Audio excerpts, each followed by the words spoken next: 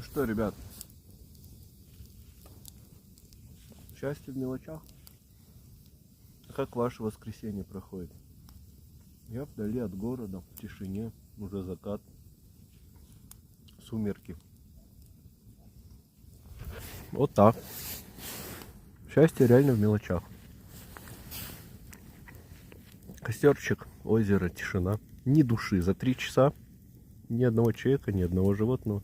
Тишина просто. И костерчик. Ну разве это ли не кайф?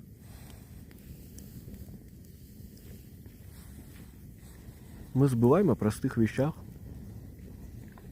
что можно кайфовать просто от того, что ты на природе. Просто от того, что ты сделал костер, покушать взял, чаек. Это ли не кайф?